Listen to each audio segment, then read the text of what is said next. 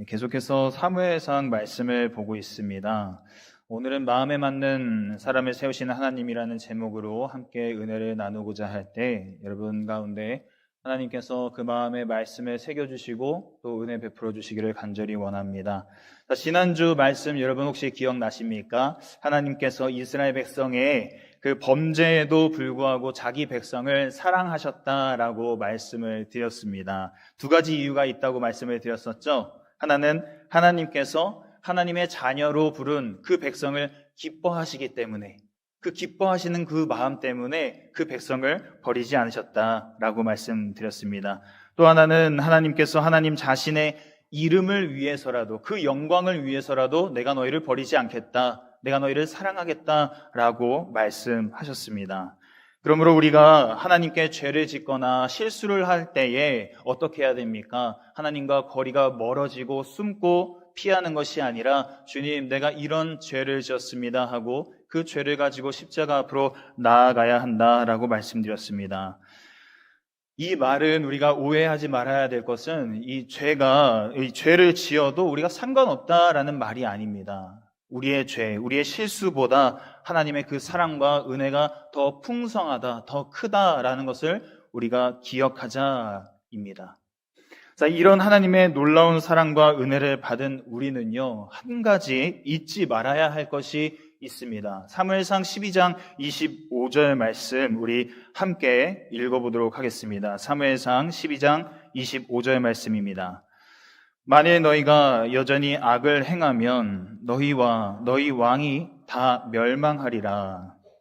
자, 하나님의 사랑과 은혜가 우리의 죄보다 큰 것은 사실인데요. 그것은 확실한데 죄를 돌이키지 않고 여전히 악을 행하면 결국에는 망할 수밖에 없다라고 사무엘이 마지막으로 그렇게 경고하고 있습니다. 이 사무엘의 경고는요, 경고로 말로 그냥 끝나지 않지요. 여러분, 우리가 잘 알고 있는 것처럼 오랜 시간이 흘러서 기원전 722년이 되었을 때 북이스라엘이 아수르 제국에 의해서 멸망해 버립니다. 그리고 시간이 더 흘러서 기원전 586년이 되었을 때 이 남유다 왕국은 어디에 멸망합니까? 바벨론 제국에 의해서 멸망하고 맙니다. 그 이후에 70년간의 포로 생활이 시작되는 것 우리가 너무나 잘 알고 있습니다. 따라서 이 경고의 말씀은 그냥 말로만 끝나는 경고의 말씀, 그냥 겁을 주려고 한 말씀이 아니라 이스라엘을 향한 실제적인 경고인 동시에 오늘 예수 그리스도를 따라서 그 길을 걸어가는 우리 성도들에게도 똑같이 주어지는 경고로 받아야 될 줄 믿습니다. 자, 이처럼 사무엘상 12장 25절 말씀은요, 내용적으로 우리에게 경고인 동시에 그 말씀이 위치해 있는 구조적으로 봤을 때에 사무엘의 그 인생 이야기가 이제는 마무리되어져 가고 또 기름 부음을 받고 새 사람이 된 이 사울 왕의 그 긍정적인 이야기가 이제 끝나고 부정적인 이야기가 시작되는구나라는 것을 보여줍니다. 자, 먼저 오늘 본문 말씀 한번 잠깐 살펴보겠습니다. 사울이 40세가 되었을 때에 왕 위에 올랐습니다. 그로부터 2년이 지났다 그렇게 말합니다. 그리고 사울의 아들 요나단이 처음으로 등장합니다. 이 요나단이요, 어떤 일을 행합니까? 자기에게 주어진 그 군사들을 이끌고 게바라는 지역, 베냐민 땅에 있는 게바라는 지역에 이 블레셋 수비대를 치러 갔습니다. 이 소식을 듣고 블레셋이 그냥 가만히 있었던 것이 아니라 총공격을 해오는데요. 사울은 이스라엘 백성에게 자, 우리가 싸울 테니까 다 모여라고 소집령을 내립니다. 그런데 어떻습니까? 이스라엘 백성과 블레셋 군대의 그 차이는 하늘과 땅 차이였죠.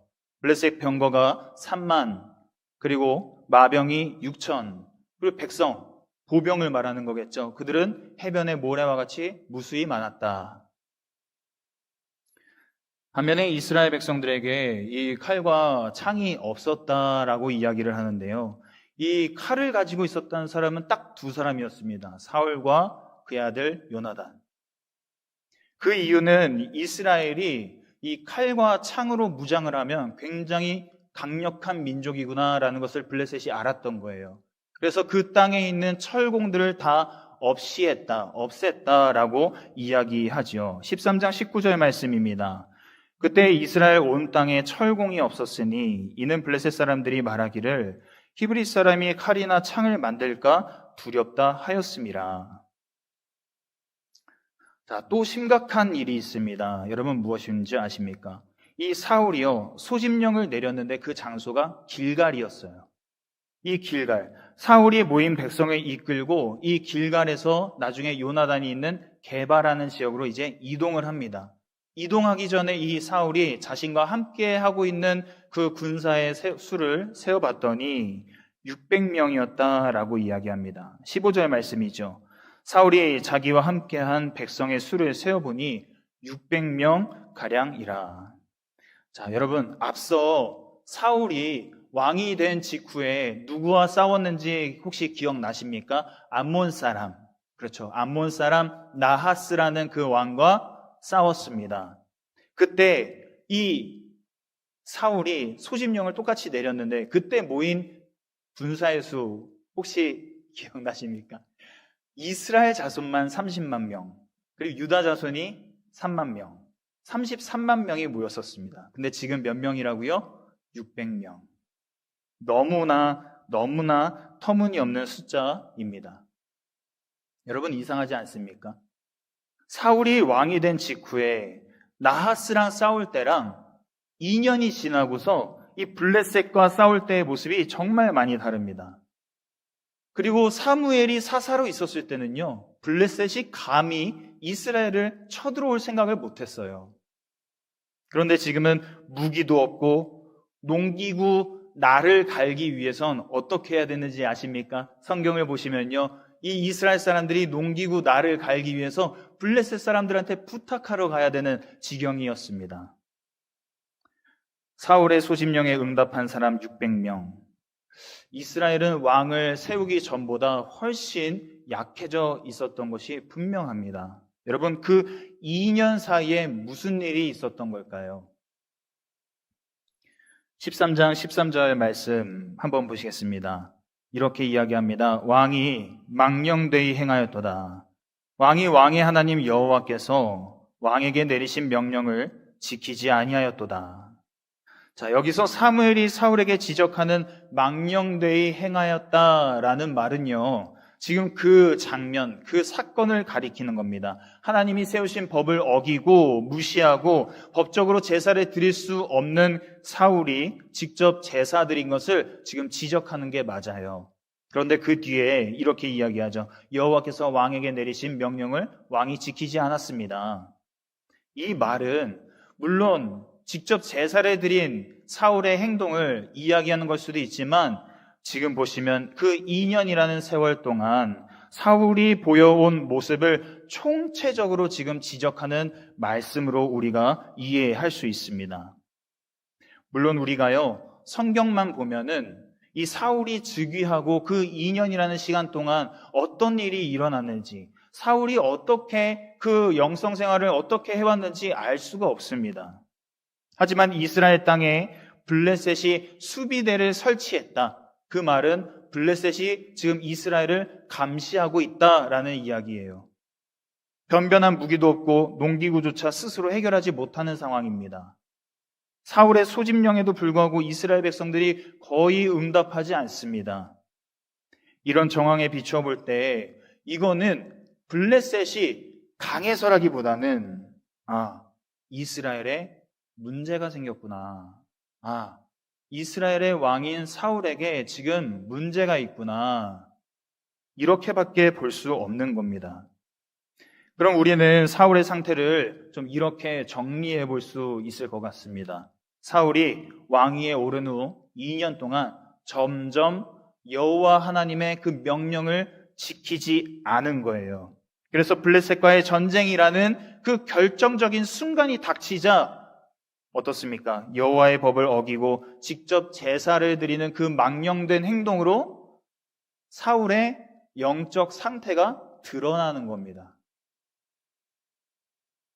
자, 여러분, 그러면 여호와의 명령은 무엇이었을까요? 그 명령은 이 말씀의 이 흐름상 봤을 때 12장 24절에 사무엘이 말한 그 말씀이 아닌가 싶습니다. 우리 12장 24절 말씀 한번 보실까요? 함께 같이 읽습니다. 너희는 여호와께서 너희를 위하여 행하신 그 큰 일을 생각하여 오직 그를 경외하며 너희의 마음을 다하여 진실히 섬기라. 자, 사울은 지난 2년간 이 여호와 하나님의 명령을 지키지 않은 게 확실합니다. 성경은 지난 2년이라는 기간 동안 사울이 하나님을 어떻게 기념하고 어떻게 경외하고 어떻게 마음을 다해서 섬겼는지 말해주지 않지만 13장에 나오는 이 사울의 모습을 통해서 이 사울이 그동안 명령을 지키지 않았구나. 그걸 충분히 짐작해 볼 수 있는 거죠. 여러분, 모 눈에는 뭐만 보인다라는 말 알고 계시죠? 모 눈에는 뭐만 보인다. 3,000명의 군사를 뽑았다라고 오늘 본문에서 이야기하죠. 3,000명의 군사를 세웠다. 3,000명의 군사를 뽑은 사울의 눈에는요, 블레셋이 이끌고 온 그 수많은 군사와 병거와 마병밖에 안 보이는 거예요. 전장을 지휘하시고 주관하시는 그 하나님을 바라보는 눈이 사라진 겁니다. 결국엔 어떻습니까? 사람 수의 마음이 휘둘려서 조급함에 막 쫓기다가 넘지 말아야 할 선을 넘고 말죠. 그 선을 넘은 이유 13장 11절입니다. 사울이 이르되 백성은 내게서 흩어지고 당신은 정한 날 안에 오지 아니하고 블레셋 사람은 믹마스에 모였음을 내가 보았으므로. 어떻습니까? 백성을 보고 있어요. 사무엘을 봅니다. 블레셋을 봅니다. 그런데 보니까 어떻습니까? 백성이 흩어지고 있어요. 사무엘이 안 오고 있어요. 블레셋이 쳐들어왔어요. 한마디로 사람들 때문에, 이 상황 때문에 내가 어쩔 수 없이 몰려서 이렇게 갔습니다. 사람과 사람들이, 이 사람과 상황들이 나를 몰고 갔다는 거예요. 이렇게 말하는 사울의 모습 여러분 좀 안타깝지 않습니까? 저는 이 말씀 준비하면서 사울이 왜 이렇게 변했을까 너무 마음이 안타깝더라고요. 사울이 원래 어떤 사람이었습니까, 여러분? 사울은요, 상황과 사람한테 끌려다니는 사람이 원래 아니었어요. 자신을 반대하고 조롱하는 무리가 있었습니다. 그런데 그 사람들을 향해서 어떻게 했습니까? 때를 기다릴 줄 아는 사람이었죠. 때를 기다리면서 이 반대 세력을 통합할 수 있는 그 때가 반드시 올 거다. 그렇게 믿고 있던 사람이 바로 사울입니다. 그렇게 그 때를 기다리면서 밭을 갈고 주님이 언젠가 나를 세우실 거야. 그랬던 사울이 사람 탓, 상황 탓만 하고 있으니까 이 성경은요, 그런 사울을 향해서 망령되이 행하였다. 원어적인 의미로는 어리석게 굴었다, 바보처럼 행동했다, 그렇게 평가합니다. 여러분, 우리의 모습을 좀 한번 돌아볼까요? 우리의 모습을 한번 돌아봤을 때 사울의 영적 상태가 지금 이렇게 곤두박질 치고 있지 않습니까? 2년이라는 그 기간 동안 사울의 영적 상태가 이렇게 곤두박질 치고 있는데 지난 2년간 우리의 영적 상태는 어땠습니까? 우리의 영적 상태가 이렇게 위를 향해서 가고 있습니까? 아니면은 아래로 떨어지고 있습니까? 아니면은 뜨겁지도 차지도 않게 이렇게 수평을 향해 나아가고 계십니까?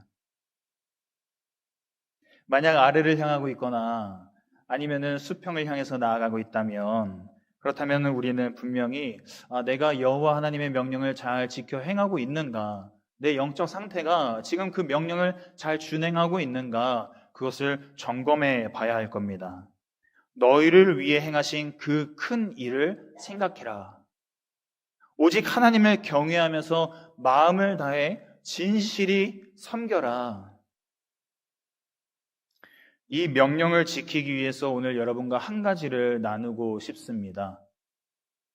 우리가 예배를 진실하게 잘 드려야겠습니다. 예배의 목적 중 하나는요, 하나님께서 우리에게 베푸신 그 크신 일들, 그 놀라운 일들을 기념하고 기억하고 주님께 영광 올려드리는 것이 바로 그 목적 중에 하나인 줄 믿습니다.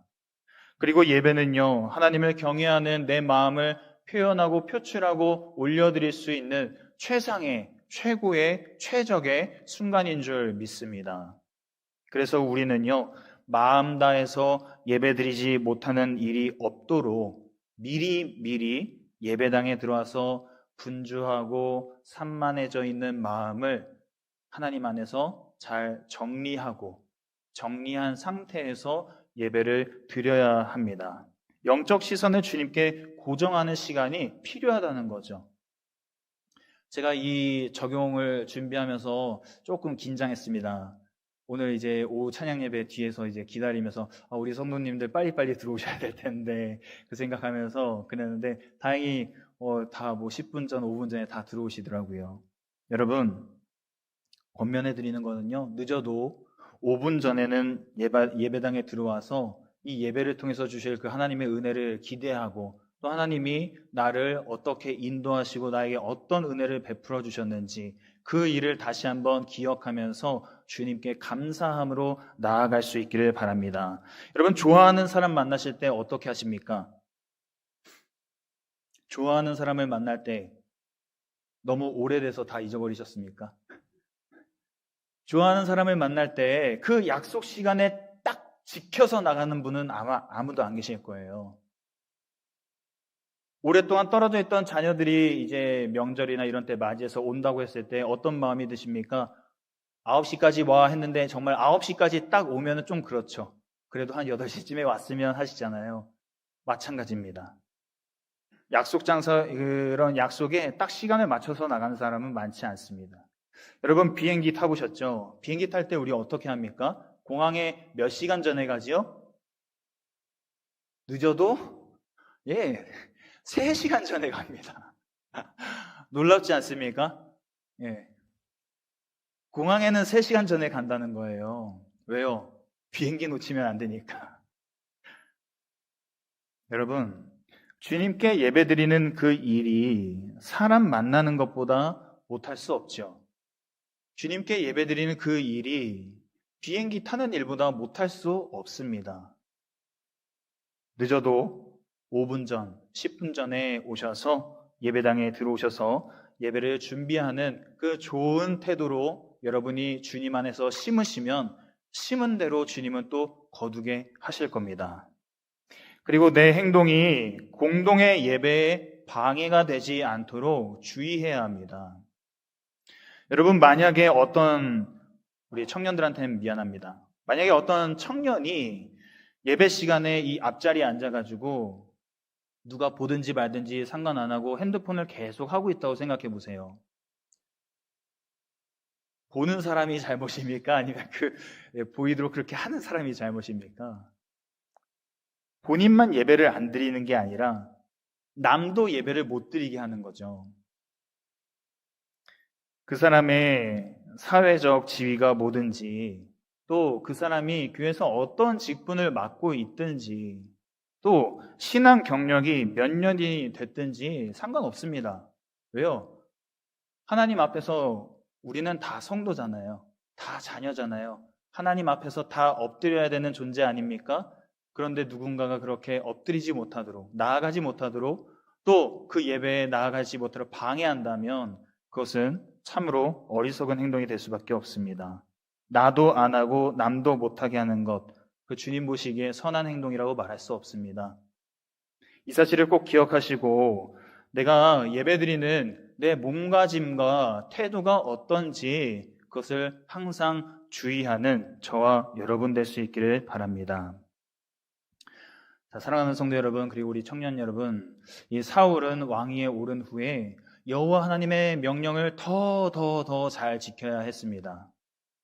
명령을 지키면서 이스라엘의 진짜 왕이 하나님이심을 고백해야 했고요. 그리고 그분을 힘으로 삼아야 했습니다. 그런데 사울이 그러지 못했어요. 하나님은 그런 사울을 더 이상 세우지 않기로 결정하십니다. 우리 13장 14절 말씀입니다. 한번 같이 읽도록 하겠습니다. 지금은 왕의 나라가 길지 못할 것이라. 여호와께서 왕에게 명령하신 바를 왕이 지키지 아니하였으므로 여호와께서 그의 마음에 맞는 사람을 구하여 여호와께서 그를 그의 백성의 지도자로 삼으셨느니라 하고. 자, 이 말씀이 원어로 다시 한번 보면은 이렇습니다. 제가 읽어드릴 테니까 화면을 한번 보시죠. 그러나 이제는 왕의 나라가 서지 못할 것이다. 여호와께서 왕에게 명령하신 바를 왕이 지키지 않았으므로 여호와를 위하여 그의 마음과 같은 사람을 찾아내 그를 그의 백성의 지도자로 삼으셨다. 자, 여러분, 하나님께서 사람을 찾으시고 세우시는 기준은 명확합니다. 외모 아니죠. 사회적 지위 아닙니다. 집안 배경 아닙니다. 말을 얼마나 잘하느냐, 언변이 얼마나 뛰어나냐, 그것도 아닙니다. 하나님의 마음과 같은 자, 여호와 하나님의 그 명령을 지키는 자, 여호와 하나님을 왕으로 모시는 자, 그분을 내 힘으로 삼는 자, 하나님은 그런 사람을 찾아내신다라고 말씀합니다. 이와 관련해서 한 가지 적용점 다시 한번 또 여러분과 나누면서 말씀을 마치려 합니다. 2주 전부터 이 교회 학교에서요, 공과 공부를 마친 후에 이 공동체 성경 읽기를 같이 하고 있습니다. 우리 올 한 해 중점 사역이죠. 그 성경 읽기. 그래서 이 교회 학교도 같이 공동체 성경 읽기 하자 해서 이제 시작한 지 2주 정도 지났습니다. 생각보다 아이들이요, 뭐 처음에는 싫어요 막 이렇게 싫은 티를 좀 내다가 지금은 그래도 하자 이렇게 끌고 가니까 그래도 잘 따라와줘서 감사합니다. 이렇게 아마 이 속도로 읽으면 한 3년이면 일독할 것 같아요. 일독하는데 한 3년 걸릴 것 같아요. 그래도 여러분 그게 어딥니까? 그렇죠? 예, 신앙생활 하면서 아마 그 일독하는 거 쉽지 않다라는 거 다들 아시지 않습니까? 예, 3년 정도 걸릴 것 같은데, 여러분 말씀 왜 읽힐까요? 말씀 왜 읽을까요? 첫 번째로는 하나님 마음을 알기 위해서는 말씀을 읽어야 한다라는 거예요. 예. 제가 생각해 봤어요.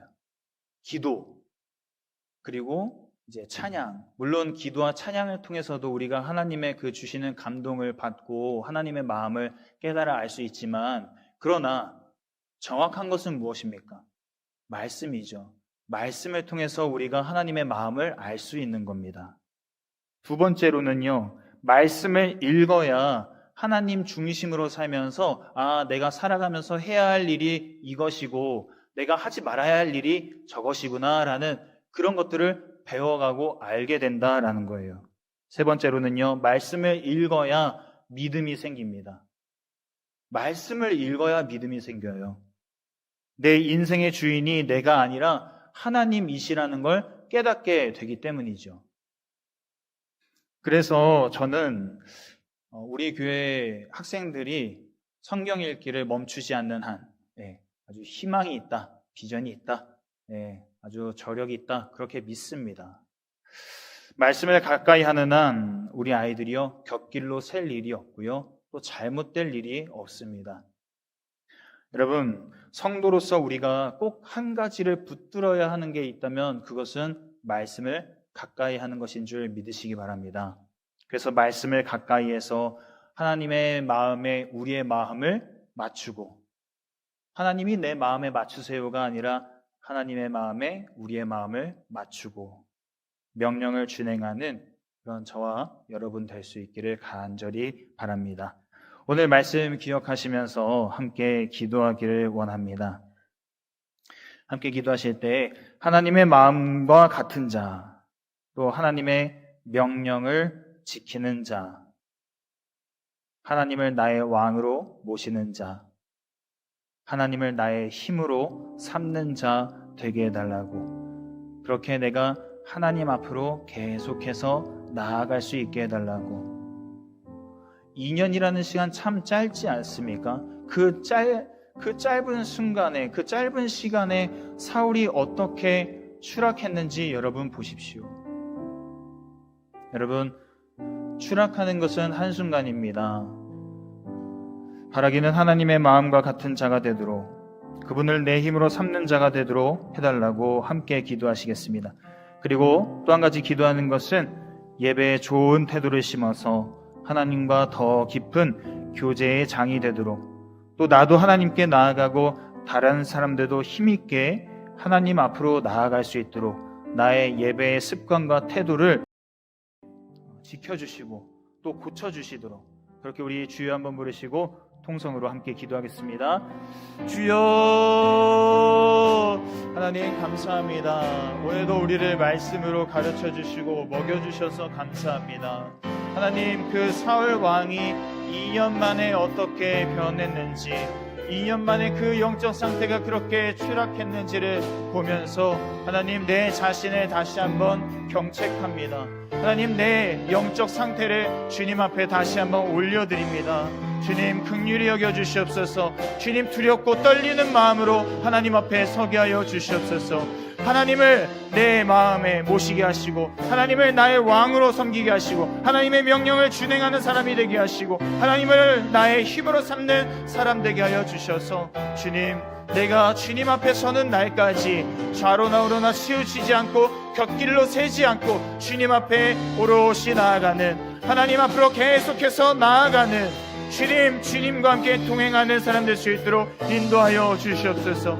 하나님, 바라기는 것은 우리의 예배의 태도가, 우리의 예배의 모습이 하나님 앞에서 아름답기를 소망합니다. 하나님 앞에 예배하는 우리의 그 예배의 시간이 하나님이 정말로 기뻐하시고 찾으시는 예배의 시간 되기를 원합니다. 주님, 우리의 마음을 다해서 하나님을 예배하기 원합니다. 주님, 우리의 마음을 받아주시옵소서. 우리의 마음을 주장하시고 다스려 주시옵소서. 하나님, 우리의 시선을 주님께 고정하게 하여 주시옵소서. 하나님과 함께 동행하며 나아가는 이 시간, 하나님, 이 예배의 시간을 참으로 소중히 여기며 하나님, 참으로 우리의 삶의 보배를 여기며 이 보배를 놓치지 않도록 하나님 역사하시고 다스려 주시옵소서. 이 예배를 하나님 앞에 올려드립니다. 주님, 좋은 것으로 심어서 좋은 것으로 거두게 하실 그 하나님을 바라봅니다.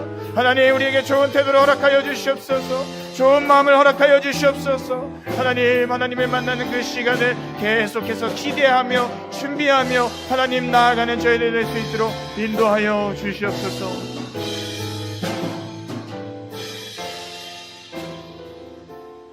하나님 감사합니다. 오늘도 말씀으로 저희를 가르쳐 주시고 먹여 주셔서 감사합니다.